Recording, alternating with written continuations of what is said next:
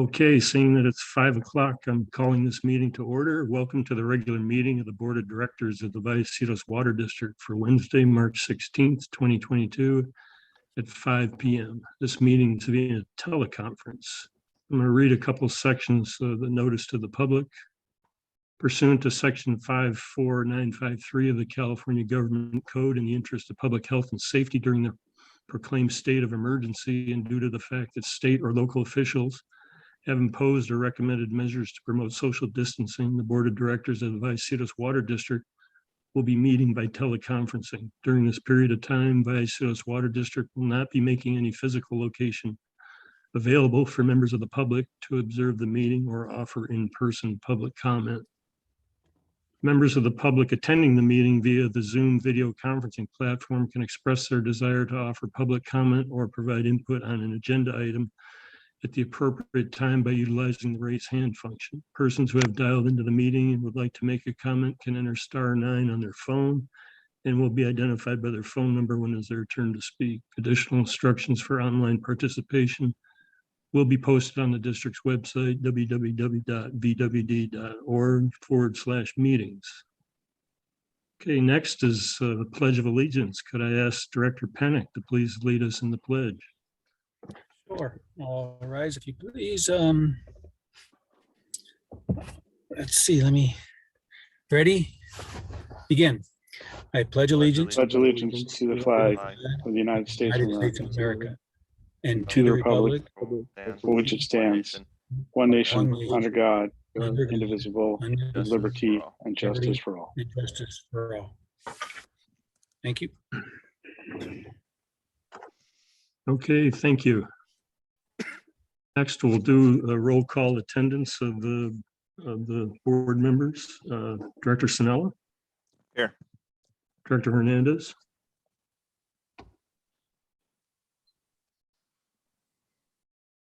I think you're muted. Here. There you go. There you go. Director Boyd Hodgson? Here. Director Pennick? Here. And I'm here as well. Okay, next is additions to the agenda. Having no proposed additions, we'll move on to adoption of tonight's agenda. Move to Move to approve, approve. Hernandez. Second, Sinella. Been moved to approve by Director Hernandez, seconded by Director Sinella. Please vote. Director Sinella, Yes. Director Hernandez, Yes. Director Boyd Hodgson, Yes. Director Pennick. Yes. I vote yes as well, making it unanimous. Okay, next is public comment. Persons wishing to address a matter not on the agenda may be heard at this time by utilizing the raise hand feature of the Zoom video conferencing platform. Public comment should start by stating name, address, and topic. No action or discussion may be undertaken on any item not appearing on the agenda, except that the board or staff may briefly respond to statements made or questions posed during public comment. Public comments are limited to 3 minutes. Public comment on items appearing on the agenda should be raised at the time the item is discussed. General Manager, do we have any public comment? Yeah, we have not received any formal written public comments, but we do have Gail Martin in attendance with her hand raised. If you'd like me to call on her. Yes, please. Go ahead, Gail. Can you hear me, please? ma'am. Yes. Yes, good evening, everyone. This is Gail Martin at 1401 El Norte Parkway here in San Marcos. I have 3 main items. Why didn't you start a new master plan in 2019? You show no funding for this for 10 years out. This violates district policy and best industry standards. Number 2, on December 20th, 3 months ago, we wrote a letter to the board, and we would now like to have a written response to our letter. Number 3, why was requiring developers to buy in to existing capacity removed? This violates district policy. Why aren't you concerned about us ratepayers having a developer buy-in could have reduced our rates. Which other San Diego County public utility does not require developers to buy in to existing facilities? We need to have written answers to our questions to our letter of December 20th. It has been 3 months that we've been waiting, and it's been 4 months now since Director and then President Sanella said that he wanted us to have a workshop. Thank you. Thank you for your comments. I believe we addressed some of these comments the last time you brought them up, but I'll let the general manager respond briefly, and maybe he can get with you offline to further address your concerns. Yeah, I'd be happy. So maybe I'll focus on the comments about the letter that was written in. I have informed them that it is not our intent to provide a detailed response to the letter, but we said we would be addressing the issues raised in the letter at the workshop. And the board said that they wanted to conduct the workshop once we're back in person. So there is an item on the agenda tonight to talk about going back to in-person board meetings. And staff is prepared to schedule a workshop at any time after we go back to in-person meetings. If the members, if the public that wrote in the letter would rather do that meeting virtually and do it sooner, well, staff is happy to do that as well, but I think it was the board's desire to wait till we're back in person. Okay, thank you. Quick Okay, move. question, if it's okay. Go ahead. So just a clarification, when Gail reads this letter, she says "we." I'm concerned about who's the "we."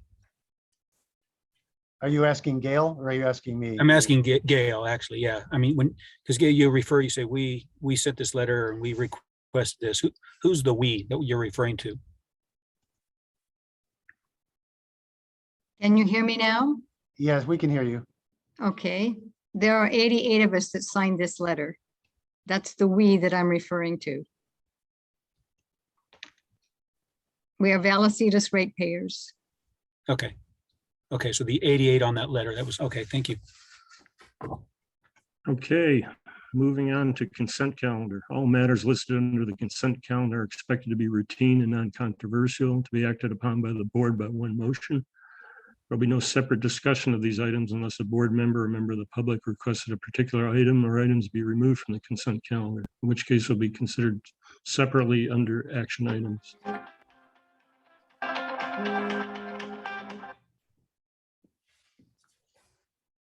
Move to approve the consent calendar. Second, Panic?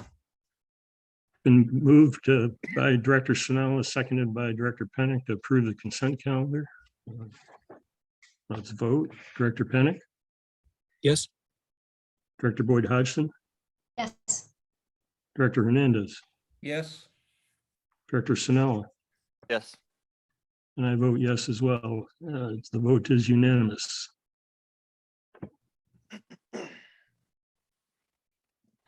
Okay, moving on to 2.1, public hearing. This is the time and place for a hearing to receive public comments on voting divisions redistricting. Notice of the public hearing was published in the San Diego Union Tribune on Thursday, February 10th, 2022.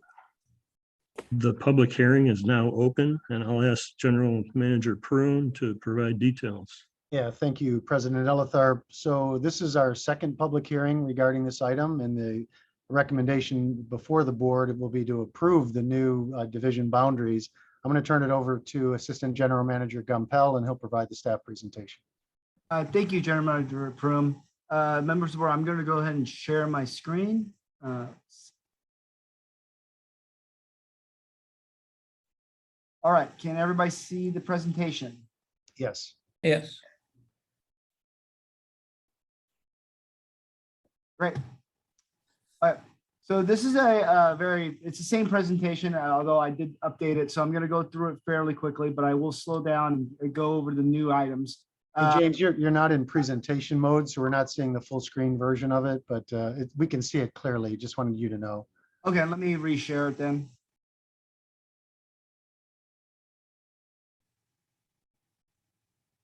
Is that better or no? Yep, that's better. Yes. Okay, so now you can see it? Yeah. Okay. Thank you for that. Okay, so this is a very similar presentation. Most of the slides are the same. I'm going to be going over it fairly quickly, and then I'll slow down at the new items. So starting with the schedule. So we started back in October. Staff started looking at this. The new census data came out. It became publicly available at the end of September. And we started analyzing what differences the new census blocks and the new census data from the 2020 census did to our individual division boundaries for the 5 board members. We started the outreach back in January and continued all the way through March. Most of the outreach was done through not only the newspaper advertisement, but through our website and social media. A work product started back in back in October and continued to about the end of February. Where on February 16th, we had the first public hearing, and that's where we finalized the work product, except for some map updates and some updates to our public outreach, which included new interactive maps on our website. Obviously, back in February 16th, we had our first public hearing, and we went over the options, option 1 and option 2. There have been no changes to those options, and no public comments have come in between the public hearings to address or to comment on either option 1 or option 2 of the redistricting maps. Today is the second public hearing in which we'll go over the same 2 options, and staff does have a recommendation today to for the adoption of the resolution that has option 2 of the redistricting maps as a new division boundaries for the 5 board of directors. Obviously, we have to submit this by April 17th. So let's go over kind of the numbers. So after we got the new census data, we looked at the population within the different division boundaries, and we realized that Division 1, which is the most populous of a division, and Division 5, sorry, the other way, Division 1, which is the least populated, and Division 5, which is the most, had about 11.8% difference between the 2, which is greater than the 10% allowed without some type of variance or special reason. So we were required to look at this and redistribute the population to that under 10%.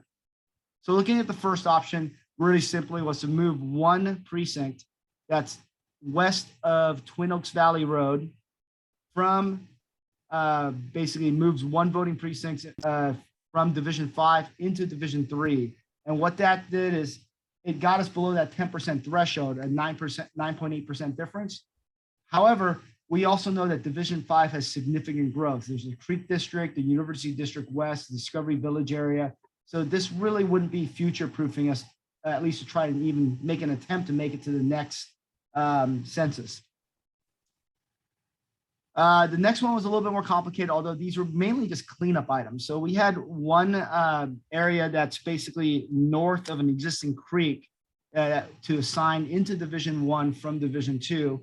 We had an area that crossed El Norte Parkway here that we are recommending moving from Division 3 into Division 1. And then, of course, a larger area that's basically east of Quest Haven Road and south of Twin Oaks Valley Road, or really it turns into San Leo Road, to move from Division 5 to Division 3. What that did is it created the larger difference between Division 1 and 4 to a 9.1% difference.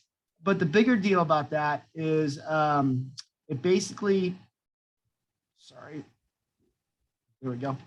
It basically also helped us future-proof it a little bit, because when we looked at Division 5 now, Division 5 was below the average. And we also know that Division 5 still has that significant growth. So there's going to be a lot of growth within Division 5 in the immediate future. We also know there's growth in Division 1, but that's projected to be further out. So, but what this did is cleaned up the map a little bit. No major roads were crossed. We also made sure to kind of keep existing communities intact where we did have previous roads that were crossed. So with that, at our first public hearing, we circulated and advertised both public hearings. Basically, we had legal advertisement of hearing 1 and hearing 2, which is today. We did this through also a press release, social media, and the district website.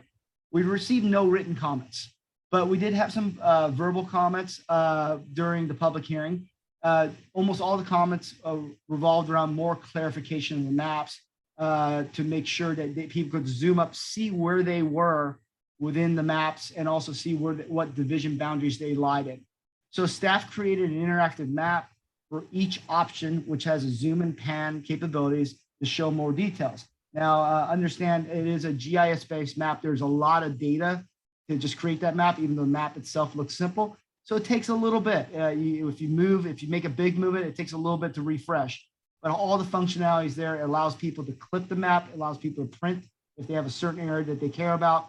And we also put word out there through our website. If anybody has any questions or needs help, they could contact staff. We can also walk them through the process. We also went ahead and put a little bit of an instruction within the website, basically a guide that people could use to actually manipulate the map, and also letting them know what to expect, that it takes a little bit of time to refresh. Public hearing number 2, which is today. To date, we've received no written comments, and the public hearing is open now to allow a forum for the board and also the public to comment. And after the close of the public hearing, staff would recommend the adoption of the resolution for redistricting option 2.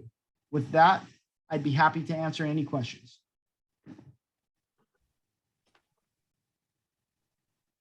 All right, I'll ask at this time if any member of the board of directors has any questions of the staff. Okay, with that, we have a question, Director Boyd Hodgson.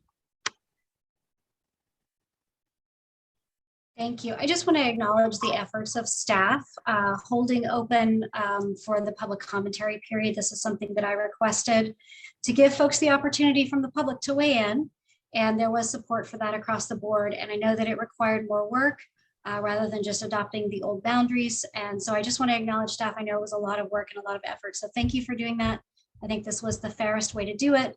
We provided the opportunity, and folks had the chance to comment. And so thank you. Thank you for doing this work. Thank you. All right. Thank you, Director Boyd Hodgson. Any other questions?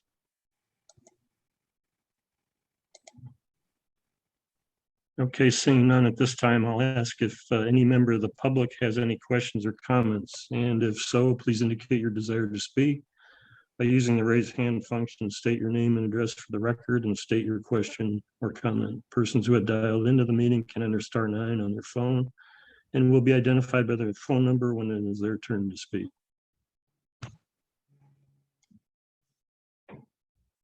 So President Elletharp, Donna Nickel did have her hand up, but lowered it. And I just want to make sure she intended to lower it. She may have tried to raise her hand at the end of the previous item, but we had already moved on. So maybe Ms. Nickel, if you wanted to make a comment, you can raise your hand. Otherwise, back to you, President. Oh, her hand is back up. Would you like me to enable her mic? Yes, please. Go ahead, Ms. Nickel.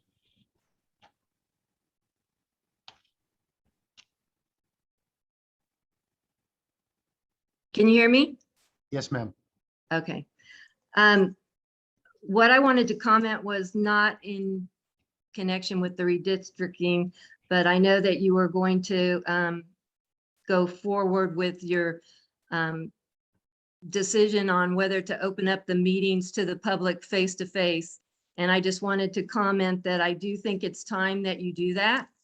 And I think many members of the community feel the same way. It's for transparency, and also because according to all the experts, the science has changed and everyone else is opening up. So I don't see the reason why you people are still closed down. And I know you want to be safe, but I think it's time that we all need to learn that we are going to have to live with COVID. And since Omicron has already hit and many people that have been vaccinated have had COVID, I think it is time to open up face-to-face and reopen everything. And I also wanted to comment on the letter too. I am concerned that we haven't received any written response to our letter that was sent in December.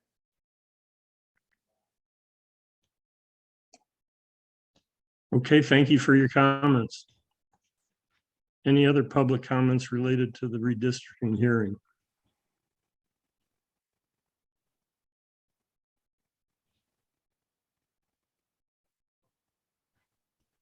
Seeing none, seeing that there are no other persons wishing to address the board, the hearing is now closed. Now, does any member of the board of directors have any further questions or discussion?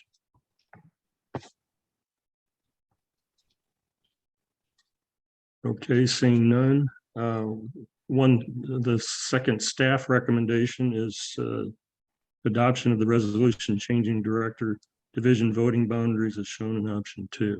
I'll entertain a motion to do that.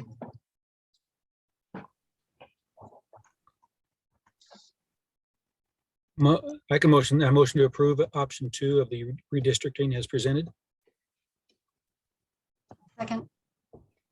There's a motion by Director Pennick and a second by Director Boyd Hodgson to approve the staff recommendation to adopt a resolution changing the division voting boundaries to option 2. Now let's please vote. Director Sinella, Yes. Director Hernandez, Yes. Director Boyd Hodgson, Yes. Director Pennick, Yes. and I vote yes as well, making the vote unanimous. Thank you. Thank you. Thank you. Thank you, James, for all that. Okay, moving on to item 3.1, water supply conditions update. All right, this is going to be the Chris Robbins show, and unfortunately is no good news. Go ahead, Chris. Thank you, General Manager Puim. Did I get my microphone back on? Yeah, you did. Everybody seeing my screen? Yes. Okay, so update on the water supply conditions, and unfortunately, it seemed like the drought was retreating after we had those big storms in October and December. But now it's all but certain that we're going to continue into a third year of drought after the driest January and February in California in recorded history. We are still in a level 1 drought watch here at the district. The Sierra Snowpack, which provides probably about a third of California's water supply, was recently measured at 64% of its historical average for that date. You can see it right here. I'm not sure if you can see my cursor, but we were so high back in December, but we've just kind of flattened off since then. A rather remarkable downturn. We had really terrific numbers, and now the percentage at 64% is about the same as it was last year when it was 61%. And it's a pretty big collapse after the 168% of normal that we had basically on New Year's Day. Kind of a sad little story. It's like watching your favorite sports team and they have a big lead and it just goes away. And I think we've all run into that at some point or another. Snowpack content, you can see the dark blue line, really no real terrific numbers for, this is both northern, central, a little better in Southern California, but no great story here either. I added in this slide because it was in one of the articles. I thought it was a good one to share, in that the purple lines are 2019, the burgundy 2020, 2021 was the green lines, and then 2022 is the orange. And so you can just see how it's not much of a story on the snow survey up there from the Phillips station up in Northern California.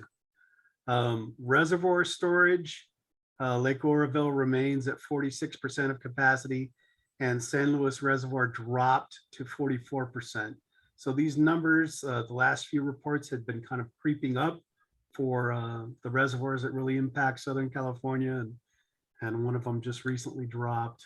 Colorado River status as of March 2nd or March 7th of 2022, Upper Basin was precipitation was 100%. So that's what they expect to see. But the downward numbers and the not so great numbers, Lake Mead at 34% full and Lake Powell only 25% full. temperature outlook, we're in the equal chances for above or below normal here in San Diego County. And then 3-month precipitation below normal is obviously favored for Southern California. So nothing special there, and nothing special up in Northern California specifically either. Here's the water sales figures. And last time when I brought this up, there was some request for some additional figures to be shown. So I've got February, the month of February figures from 17, 18, 19, 20, 21, and 22. And as you can see, we're down from last year in the water consumption figures. These are always interesting to look at. You can get some certain information. You can see that a lot of irrigation in February of 21. So agriculture was also up in February of 21. So it probably indicates a warm February last year. In conclusion, we're still in level 1 drought status. December showed lots of participation, January not so much, and then sadly February not so much. And customers continue to save water in our service area.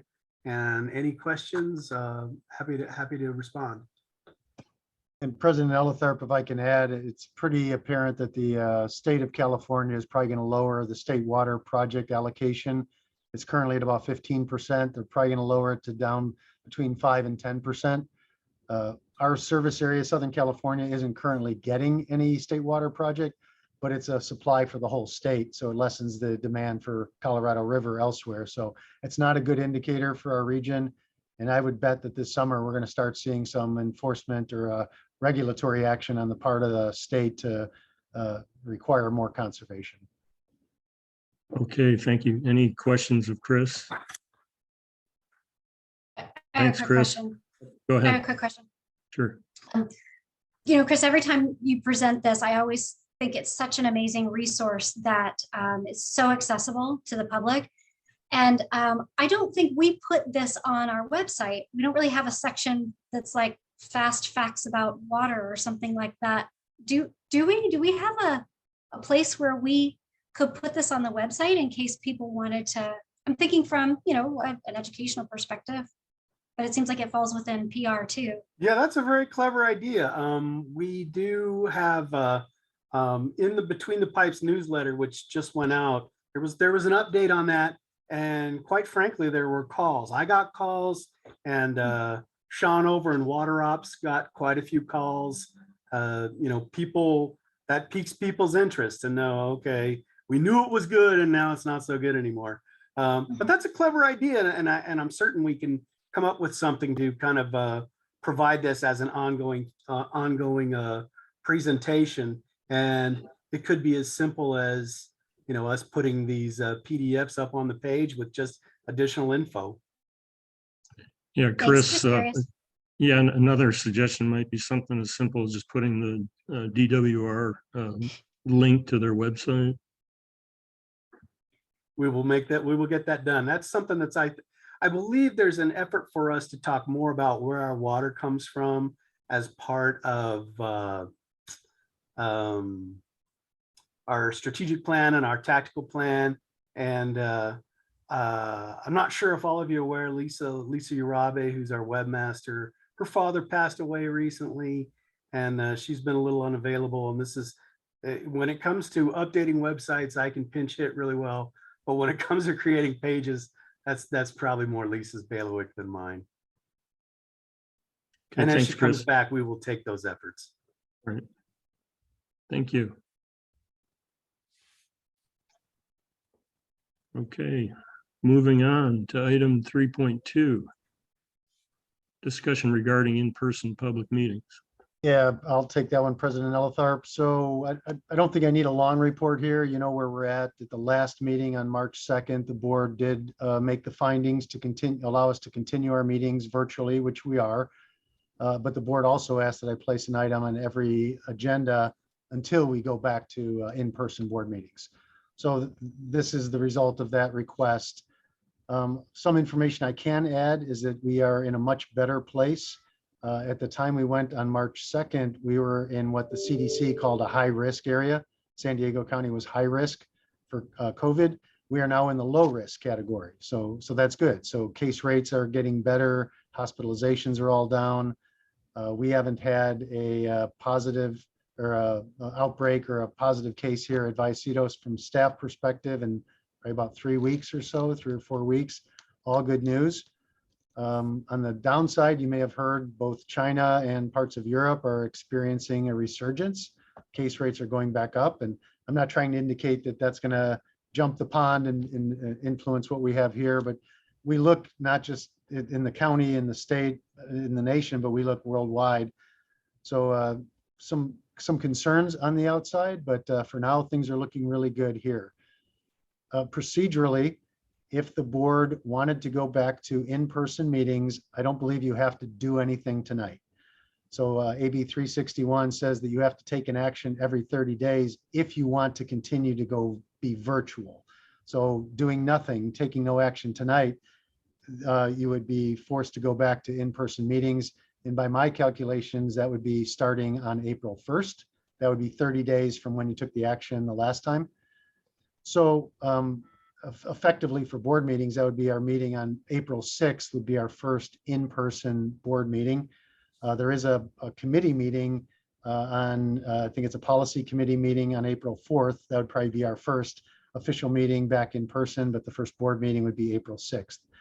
If the board wanted to stay virtual for any additional period of time, you would need to make those findings today. We could not wait till the meeting until April 6th because that would be more than the 30 days required. So I leave it in your capable hands. What I will add, and this is not COVID related, but there is construction at the front of the building. We were hopeful that it would be done by the beginning of April. We're having problems with our contractor. I can't guarantee it'll be done by then, but what I can guarantee is that the public would have unrestricted access to the building should the board decide to go back to in-person meetings. Nobody would be precluded from attending the meetings because of the construction, but just to let the board and the public know, it'll be a, pardon our dust type of scenario. All the construction's outside the building, but it is right at the entry to the board chambers there. So President Eltharp, that's all I have to say. So it's really up to the board. And again, if you want to go back in person, no actions required. If you want to remain virtual, the board does have to make certain findings. Okay, thank you. I'd like to hear from our directors. First, Director Hernandez. Yes, absolutely. I've been the one to champion going back to in-person meetings here this last couple of months, so I'm all for going back immediately. Okay, thank you. Director Sinella.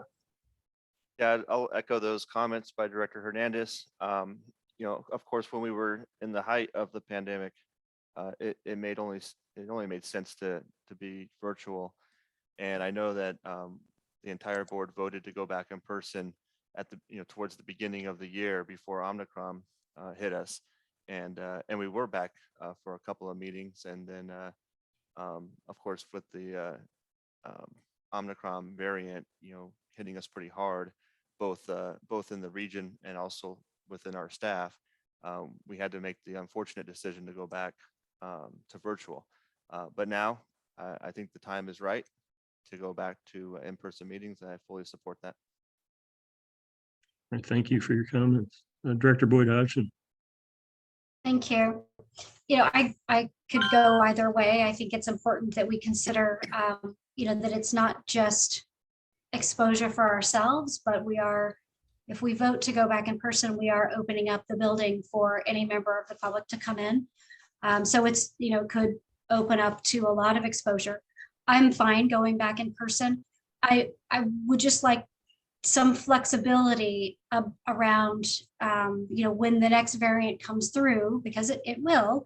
And if we have to make the decision to go back virtually, I'm wondering if there's some flexibility where we don't have to be in the middle of a dangerous situation before we can decide that, if we can be a little bit more proactive. And I wasn't quite clear on what that lead time could potentially be. Okay, maybe General Manager can respond to that. Yeah, so if I understand what Director Boyd Hodgson is saying, so if we went back to in-person meetings and the situation changed and got for the worse, I think, and I'm looking at Mr. Gilpin to help me out here, I think the board would have to convene a meeting, either a regular or a special meeting, to make the findings to go back to virtual. But I think that would have to be in person. Unless there was some set of circumstances that was so severe, but I see Mr. Gilpin shaking his head no. So I'll turn the mic over to him. You could convene a special meeting virtually to make a determination if the situation changed, provided the state continues to be under a state of emergency, which the governor has not lifted the state of emergency, and indications are he doesn't intend to. But assuming we're under those circumstances, if something spiked, we could call a special virtual meeting solely for the purpose of determining whether you're going to hold your meetings virtually for some period of time. Okay, thank you. I think having the flexibility is important so that we don't box ourselves into a corner. You know, one thing that the pandemic has taught us is that boxing ourselves into a corner, whether it's the right corner, the left corner, the center corner, it's just not a good idea. We have to plan and we have to have vision for the long term. So having that flexibility is important to me. And President Elitharp, if I may, kind of along those lines, and I neglected to say this before, but we look at a lot of the agencies that make determinations about safety. We look at CDC, the CDPH, Cal OSHA, all those.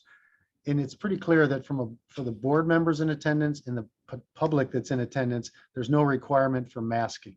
So if we did return to in-person meetings, there's no requirements for masking. There is strong recommendations that people wear masks regardless of vaccination status. But just to clarify, if we did go back to in-person, no requirement.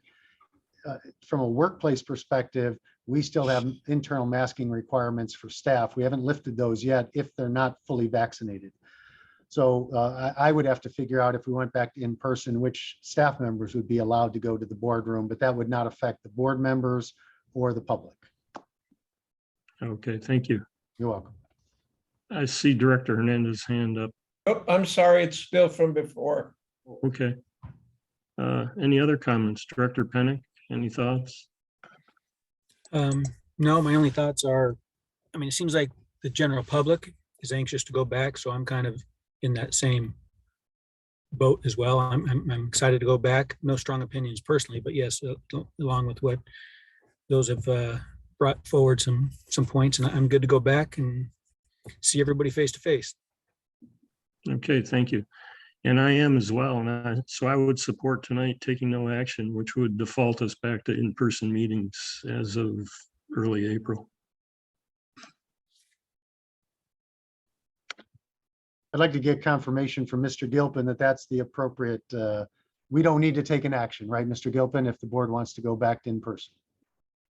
No, you don't need to. You would need to take it, as you stated, would need to take action if we're going to continue virtually. Okay, and I will, it sounds like that's the direction we're going, that we don't need a vote or anything. So what I will say is that we will continue to have the meetings kind of hybrid. So when we come back on April 6th, we'll continue to run the Zoom platform to keep that skill fresh in the event that we have to go back that way. And at some point in the future, I'd like to get the board direction as to whether that's the permanent status. Does the board want to have hybrid meetings going forward, even when hopefully COVID's a distant memory in the rearview mirror? Or do we want to go back to just the way things used to be? So I don't need an answer on that now, just to let you know that we will try to have hybrid meetings for the foreseeable future. And at some point in time, I'll probably place an item on the agenda where we can discuss our plans for the future. So on that note, if it's okay, Sure. I know there's a couple legislative days and things up in Sacramento in May. So I know I will be up there possibly during a couple board meetings. Is that something where board members can dial in on that, or is it something we're out of town, we're out of it? Yeah, I think that's a Mr. Gilpin question, and that's complicated and changing. So Mr. Gilpin, why don't you address that question? Well, there are current provisions, Director Pennick, that would allow you to participate virtually from afar. I can work with you on the current restrictions, which would require us to include on the agenda where you are and for you to post your location as open to the public. So you just have to you have to roll the window down on your car and then post an agenda outside. Okay. Yeah. So, but we can work with you on that. In my general counsel report, I'll update you on, there's some pending legislation that would change this, but it's not going to take effect by then, for sure. Gotcha. Thank you. Okay, thank you. I think we've got direction on that. So I think we can move on. So I think that ends our agenda items. So let's move on to reports. Yeah, thank you, And- President Elitharp. I'll Randy. take the GM report, if that's okay. Just Yep. 2 items, and I feel like I'm working for the Chamber of Commerce here because they're both related to the Chamber. But so Sunday, April 3rd, the Chamber of Commerce is hosting the 30th Annual Spring Fling and Street Fair. So that's the normal street fair that they have along Via Veracruz. Between, I think, San Marcos Boulevard and Grand is usually the location.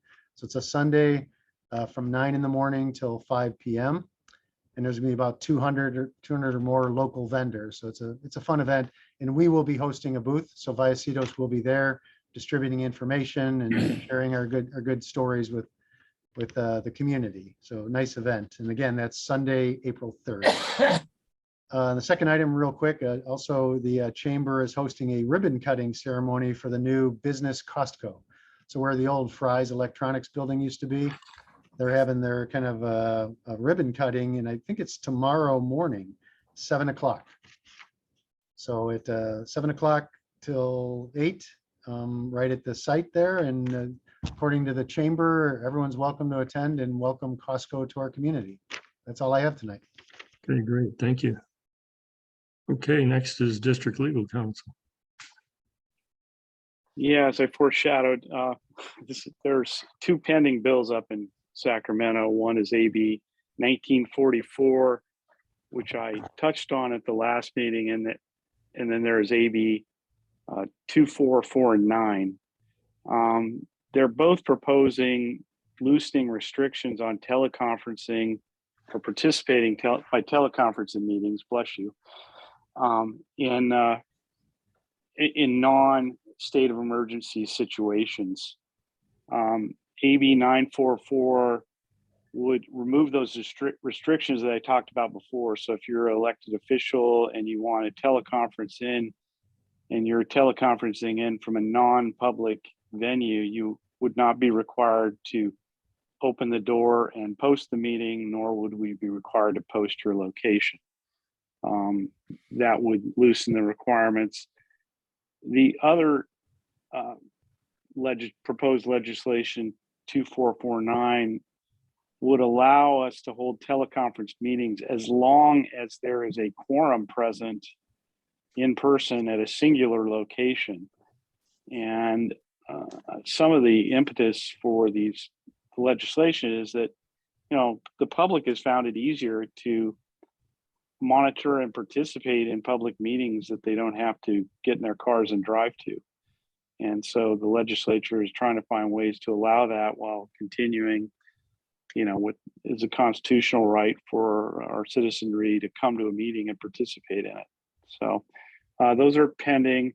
They would not take effect until 2024 when AB 361 would expire, unless that's changed in the legislation. But I think there's going to be continued movement on this over time as people have gotten used to Zoom, and people like Glenn want to continue practicing it in hybrid situations. So that's all I have to report. All right, thank you.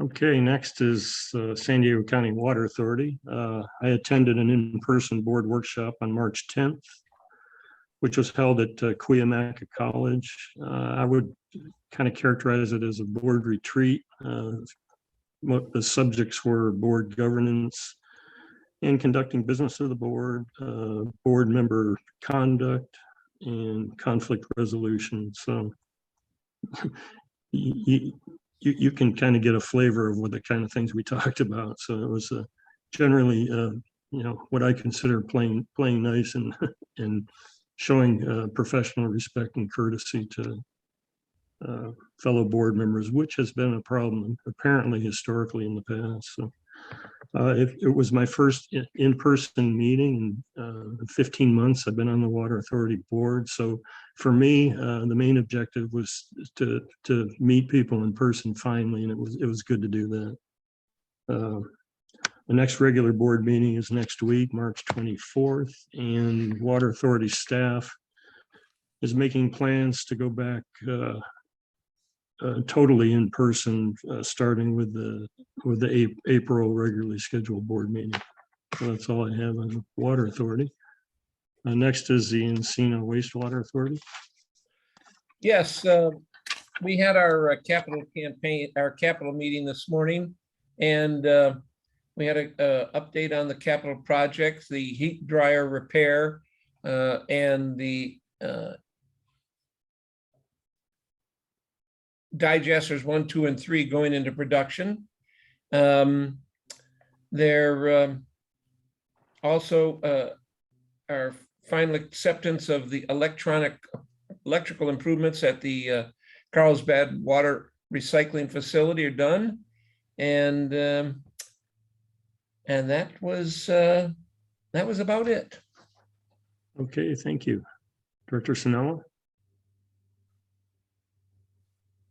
You're on mute, Mike.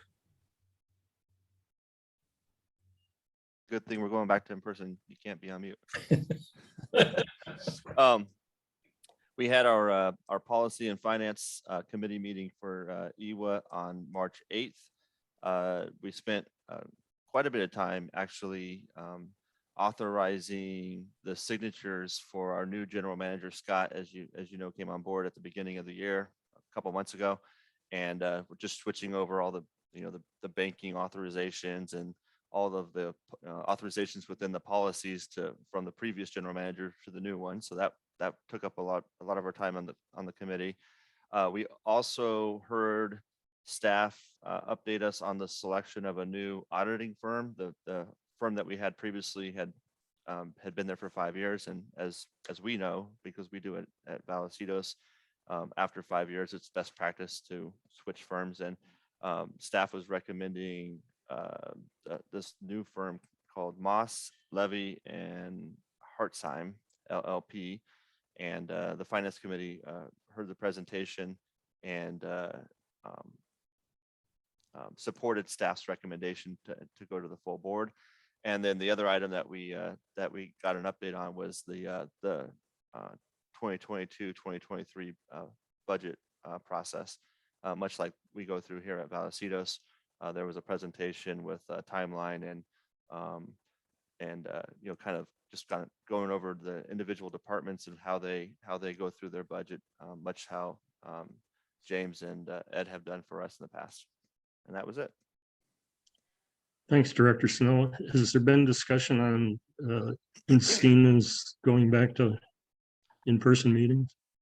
Yeah, so every meeting we have, we have to go through the formal process, just like we do, where we have to have the findings, and there's discussion amongst the board, and the board's not necessarily 100% united on that decision. But as of right now, Encina has not gone back.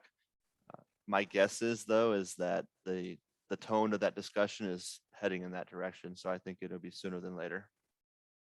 Okay, thank you.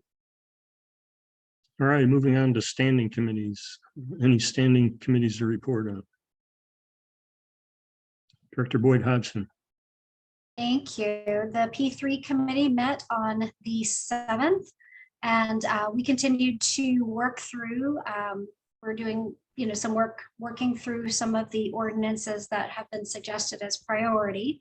So we will be bringing a new one forward. And I don't have my notes in front of me directly for that, but it was the general manager program, help me out, the title of it.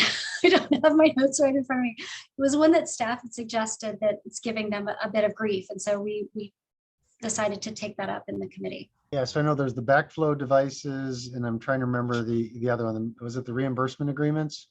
Yes, thank you. Yeah, those two. Thank you. So we've started discussions on those, and we will be bringing those forward. We've also revisited something that came through a constituent concern with the San Alejo Hills HOA. They are one of our large customers, and they have asked us to consolidate their bills. That is an ongoing discussion that we are having with them, and for the sake of efficiency, but also to help them understand if some of their new sprinkler heads that they have installed are in fact helping save water, which is something that they are very keen to do. So that's also a point of ongoing discussion. Okay, thank you. Any other standing committees? Just to Seeing note none? on that committee with Oh, go ahead. P3, I know we're going back to the drawing board on the, what is it, 218, 216? 216. Yes. So we ran out of time, so we are going to revisit that, but that'll be our next meeting. Okay, thank you. Okay, moving on. Next is director's reports on meetings, conferences, or seminars attended. Anybody? Boyd Hodgson. So just really briefly, I had the opportunity to listen to the webinar for the Council of Water Utilities. I don't typically get to attend those because I'm usually in the car taking children, but I thought taking them to school, but I thought I'm going to tune in anyway. And I think several of us were on that call at the same time. And one thing that I learned from that meeting that I didn't know is with climate change, there is a blockage of the jet stream so that some of these storms that we rely on as far as replenishing our snowpack, they just can't get to us. And that is part of the impact of climate change. I had never heard that mentioned before, and I had never heard it discussed. I found it really fascinating. Good, that is interesting. Director Hernandez.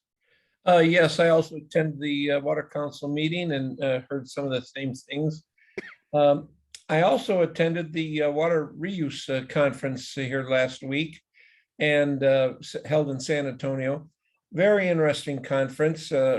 Learned a lot. Some of it was very technical, but it was well worth the go. Not primarily, but certainly part of it was the networking. And I had the opportunity to meet with one of our consultants, Shane Trussell, and Adam Houck, who is a fundraiser, and his team, along with the Oceanside Pure Water, have garnered $30 million over the last 3 years. And so I encouraged Adam to contact the district to see if they could help us. But all in all, it was a good conference, and next year it's going to be in Atlanta. And I think with our pilot project coming up, it might be well worth the attendance. Those are my reports. Okay, great. Thank you. Director Sinella. Yeah, I had a question for Director Hernandez about the water reuse conference. Did you actually attend that in person? Yes, I did. Yeah. Okay, I had thought they had canceled it. For all the other board members, if you're interested, they've actually recorded that conference, and they're going to be sending out a link, I think starting on March 21st, and then you have a certain period of time. I think it's probably into early April that you can watch it separately. And so I intend to do that, and I'll let you know what I learned when I do that. I'd also went to CAWA and called into that, and I thought that was the first time, Director Boyd Hodgson, that was the first time I had heard that explanation of this high pressure zone that basically sits kind of up northwest of the Oregon, Washington area, and just basically blocks all of the weather patterns from coming our way, so we don't get that water and rain that we're used to. So I thought that was interesting. The rest of the presentation by Mr. Tardy it's always, I've seen him probably 5 or 6 times now, and he's a very good presenter, well spoken, and articulates this important climate change matter in a way that I think most people can easily understand, which is, it's a very complicated issue, right? And so I applaud him for that, and I always learn a lot, but I always leave there a little bit depressed. It's just there's never any good news. It's all doom and gloom, and it's really interesting what's going on out there. But that high pressure zone roadblock is was an interesting concept for sure. All right, thank you. I had one conference I wanted to quickly talk about that I attended. March 7th, I attended the CASA-sponsored webinar entitled Biosolids 101 for Agency Managers, Directors, and Staff. Yeah, I need to find a new hobby. But anyway, it was essentially a history of federal and state regulations related to biosolids disposal and recycling in California. That presentation is available on the CASA website under Renewable Resources. And also on the website is a really good fact sheet on biosolids, kind of the science and kind of the regulatory environment. So that's on the website as well. And I would encourage my fellow directors to take a look at that if they get a chance. Well, that's all I had. Okay, with that, next is director's comments or future agenda items. Anybody? Director Hernandez. Yes, when we have our in-person meeting regarding the reserves that we've gone over a number of times, I hope we're going to have handouts because I mean, just this evening, we talked about some things and then Ms. Martin asked the same question. So I think it's going to be essential that we have handouts so that we can finally put this question to rest and everyone will have the information at their fingertips to be able to see what we've been doing. Yeah, so we'll certainly have a PowerPoint presentation and we can make that presentation and other handouts information available to the attendees and to the board members. Good. Okay, thank you. Director Boyd Hodgson. Thank you. I just wanted to confirm the letter that was referenced by the attendees. We received that, correct? It was probably sent on email. Yeah, yes, we did receive it. I don't remember if we did get it via email. I don't remember if we also got a hard copy, but we did receive it. Yes. We, the directors, all of us received Oh, it. I'm sorry. I believe I did forward it. If I can resend it if you'd like. I would appreciate that. Yeah, I'll do Thank that. you. And the second thing that one of the things that now that we are sort of on the back end of immediate infectious variants of COVID across the population, one of the things that was talked about early when COVID was in its height was being able to test the water for COVID-19 to be able to predict outbreaks. And I wonder if now that we have a bit of a lull, if it behooves us, since we have the Meadowlark Reclamation Facility as part of our property, if it behooves us to try to talk about that and explore ways where we could set something up like that and be ready for the next variant or the next flu or, in some kind of public health preventative or proactive way. So we would be able to predict outbreaks. I'm just throwing it out there. It's not something that we're going to solve today or even talk about probably in an educated way. But I think it's worth talking about now that we have a bit of a lull to figure out if that's something that we as a district could do. It would be very cutting edge. It would be very helpful from a public health perspective if we just looked into it and thought about ways that we might be able to mount that, be ready for the next one. Just putting it out there. Yeah, that's a great comment. I think CASA could be very helpful in that effort.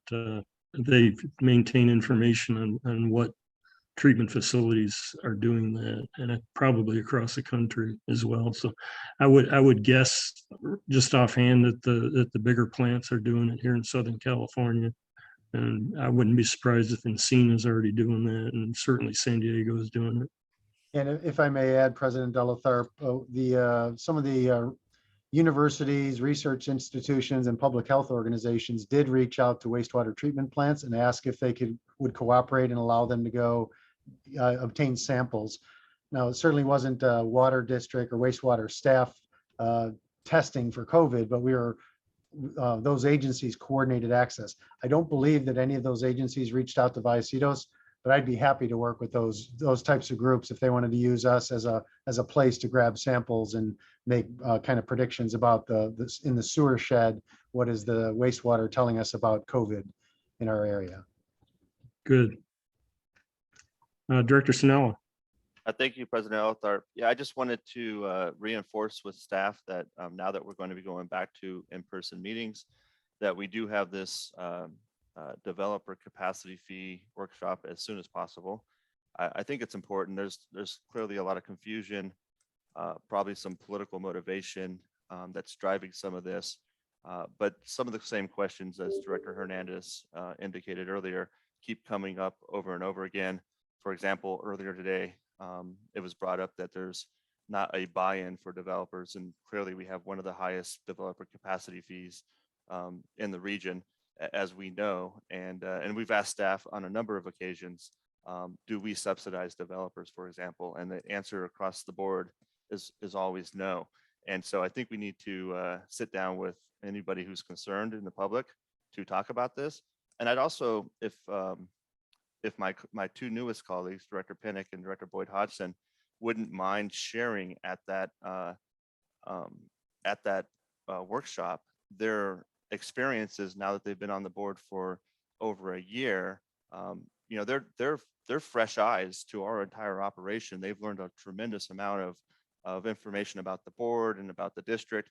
If they've seen anything whatsoever in the first 16, 18 months that they've been on the board that concerns them, because they haven't raised it. And so I'm assuming they haven't, but if they have, I'd like to hear from them. Or if they haven't, perhaps that might give a little bit better comfort level to the folks that have raised this issue with us, that they know that there's 40% of the board that's brand new, who's looking at this from a fresh perspective and can maybe shed some light on what they've either learned or if they're perhaps they have concerns. But I think if you don't mind, and I'm trying to give you a kind of a month or two head start to kind of think about that, but if you don't mind, I would love to hear from you.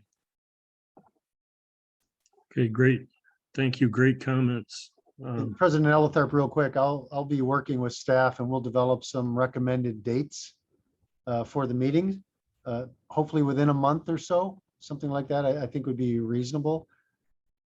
Maybe just real quickly, is the preference to do something like that in the evening, or are we talking a day meeting?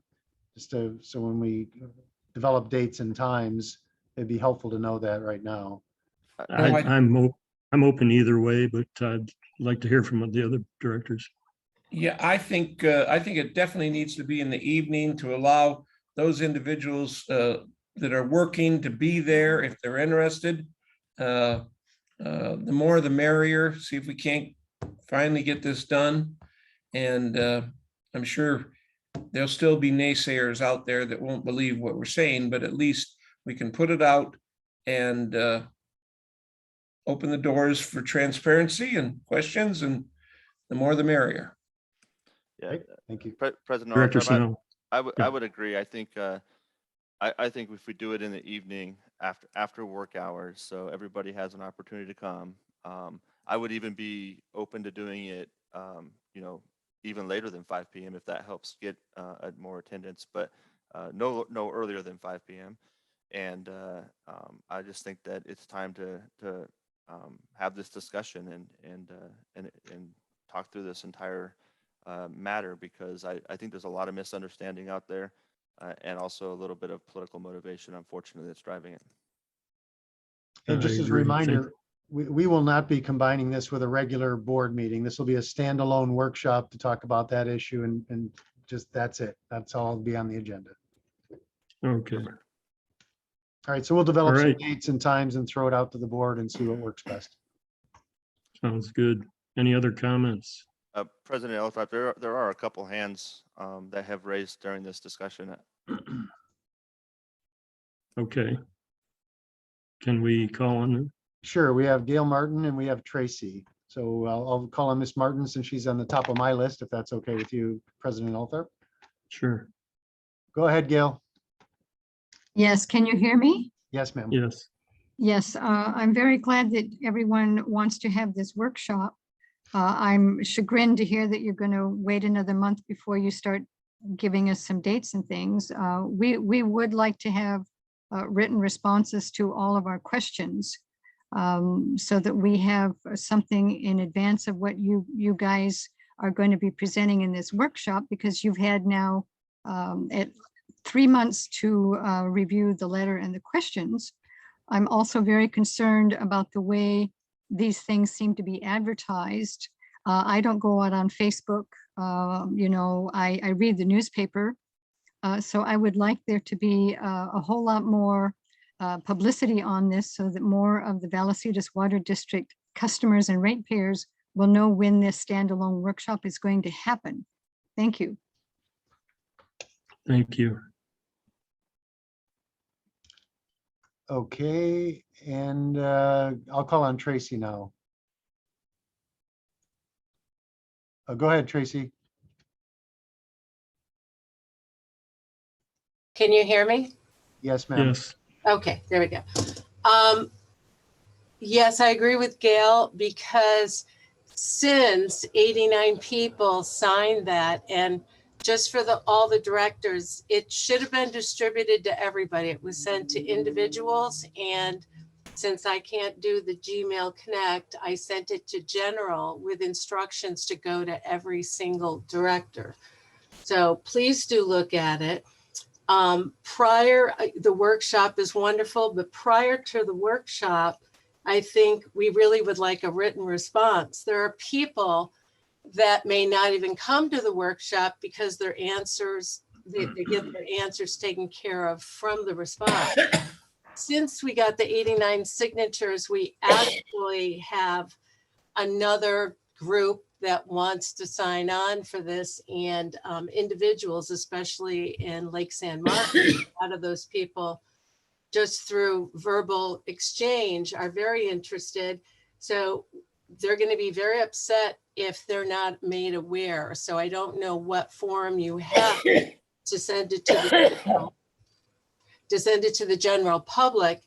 I know I will be expecting an email, since it came from my email, the request. I represented those 89, and now we've got maybe 150 who are hounding me for when is it, what's happening. So if you would make sure that I'm in the loop, direct as well as Gail, I think the two of us can reach out to those people, but I think the community should know this is going on. There probably will be something in the quail call about this coming up, because it's taken so long for a response. And you could advertise it in the quail call that you're having that workshop. That might be a very good avenue for you. Again, if we can get a written response and maybe some notes before the workshop, there might be only 50% of the people that are even interested in following up.